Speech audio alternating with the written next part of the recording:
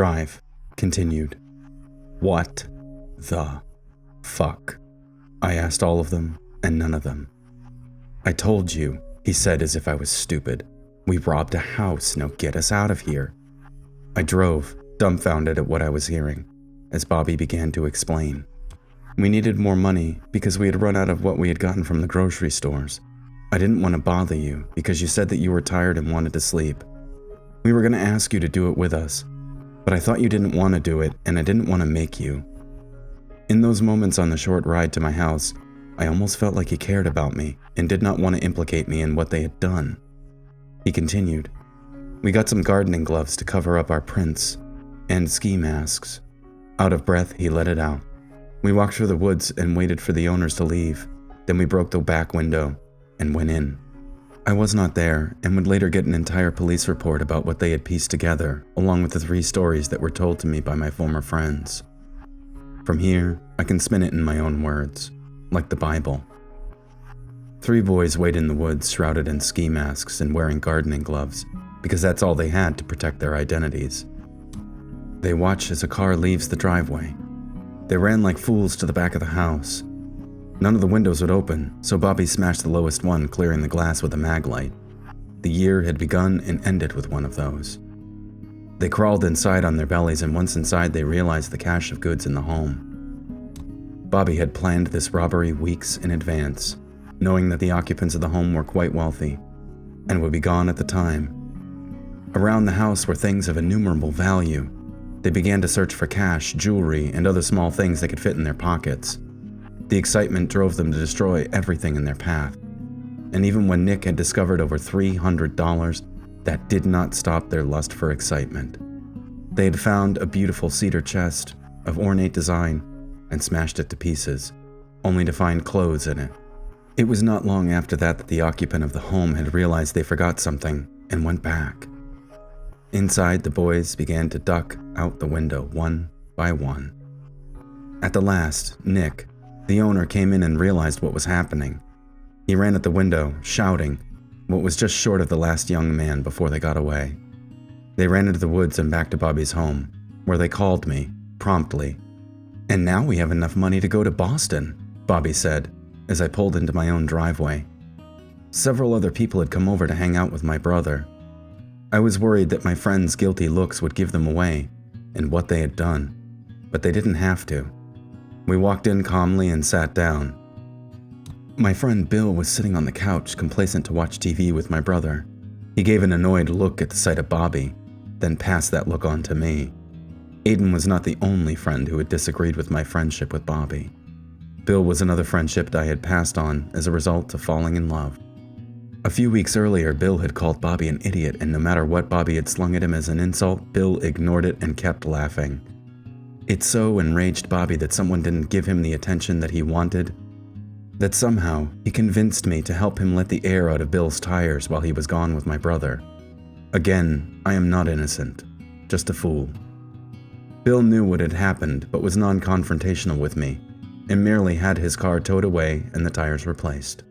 He was and still is a good person that I've asked forgiveness from many times. Bill noticed the strange way we were acting and asked, "What are you guys up to?"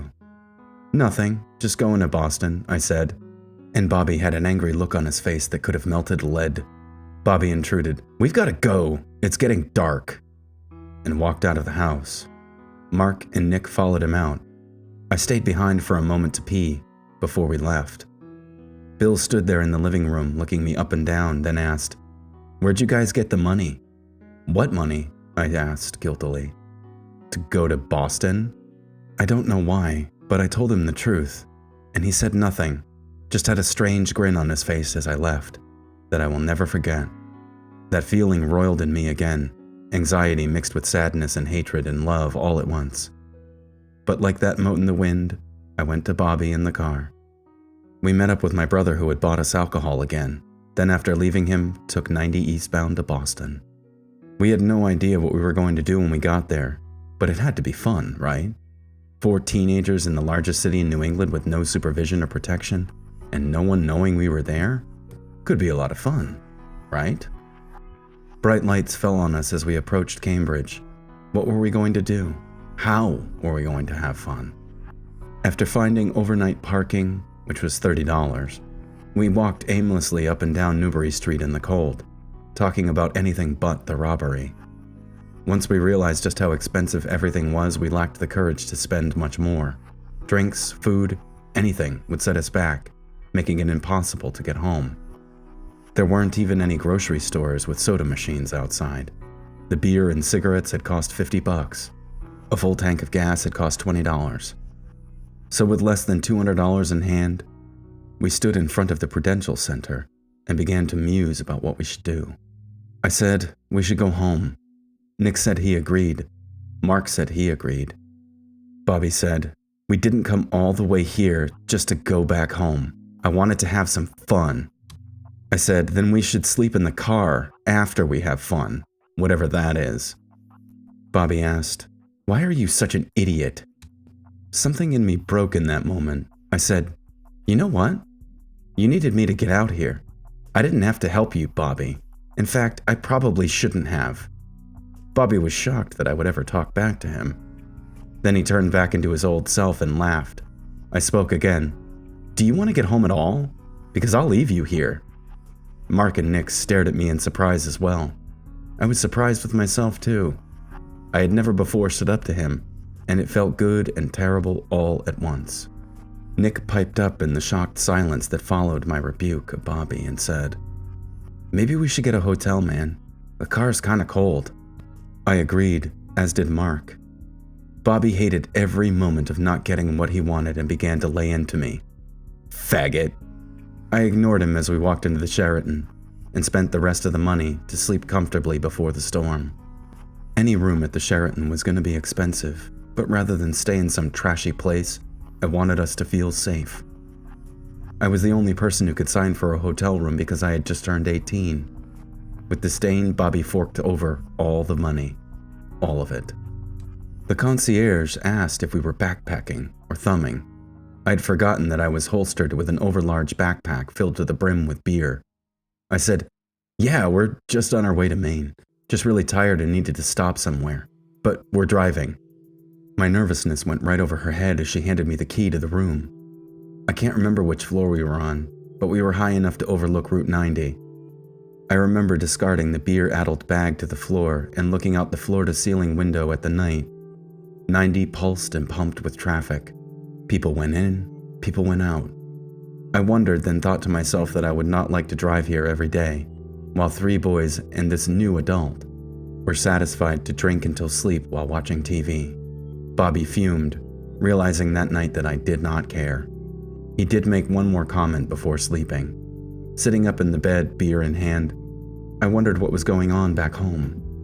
Bobby approached the bed, looked at the other bed that was occupied by the sleeping Nick and Mark, then back to the empty space next to me, said, you know I'm not sleeping in this bed with you. Fine, I said, and took the blanket and pillow, then slept on the floor. No matter how adult I was in these moments, I would not fully understand what that meant until we got home the next day. At home, a storm had been brewing. Everyone knew what had happened and who had perpetrated the crime.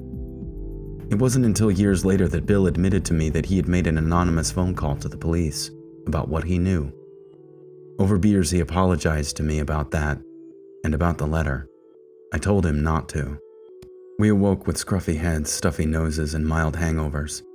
It was quiet as we picked up the room, as we checked out, and the entire time we drove back to central Massachusetts. It was quiet as I dropped off Nick and Mark. We pulled into Bobby's driveway, and our ears were assaulted by Bobby's sister hanging out of the window, screaming that everyone knew what had happened.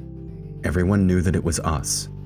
Bobby had just barely opened the passenger door before shutting it again against the noise. His face was awash in fear. Drive, he said, like I was property. In that moment I thought, where? To Alaska? I live just down the street from you. But he refused to get out, and with disgust I drove to my home. I could hear my phone ringing from outside the house. I knew that whatever was on the other end of that call was more trouble as we walked in. Bobby slammed the door shut and sat on my couch. I had never seen him so disturbed. His appearance worked on me until I felt it too. My old friend came for a visit. Hello, anxiety, the kind that will make you drop to your knees. I did not drop to my knees, but felt disassociated from reality. The phone continued to ring, each pulsating tone hitting me like waves of water. I picked it up, and as I did, Bobby's father pulled into my driveway, blocking me in. Then behind him came a police car, doubly blocked. Bobby noticed with terror as I said, "Hello?" in the tiniest voice I had ever used. It was my sister asking after my father. I told her he was not there. Even though my sister is hard of hearing, she knew something was off and asked me if I was okay. I said no and hung up. There was a knock at the door. I swam to the door and answered. Bobby's father walked right past me with only a slight glance, up the stairs, looked at his son, said, "Atticus?" He was dressed in his Sunday best, just like I used to, just like I wished I had been doing instead of this. I could not look away from the officer at the door, but asked, "Yes?" Without taking his eyes off Bobby, he said, "I need to take that." He pointed at his son, like an it rather than a person, with me. Bobby swam to the door like I had with his head down, drowning as I was drowning. The officer explained, "You need to come to the station. We have a lot of questions for you." I asked, "Am I under arrest?" "You can drive there." He did not answer my question. He walked away and pulled out and left along with Bobby and his father. The phone began to ring again. I left it unanswered and drove to the local police station. 2 officers had led me into a room, and I was told that if I didn't tell them exactly what had happened, I would be arrested. I was later told by my father's lawyer that I should have just let them and waited for him. But I remember a feeling in the pit of my stomach that this is what I deserve for letting Bobby lead me by the nose, for being gay, for being in love, and that it all had to end so that I could move on. One of the officers happened to be a local school teacher as well, a cool one too.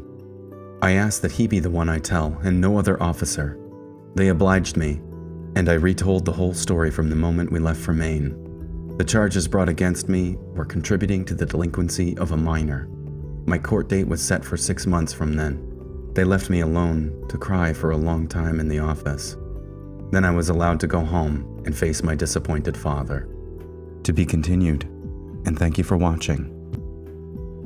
So tell me in the comments section, listeners, have you ever gotten yourself in trouble with the law? Was it a big deal? Was it something as simple as stealing a pack of gum and having your parents force you to return it while sobbingly confessing that you're a bad kid? If you liked this video, give it a thumbs up and don't forget to subscribe, share it on Facebook, Twitter, Tumblr, wherever. If you'd like to become a patron of mine, click the link in the description below.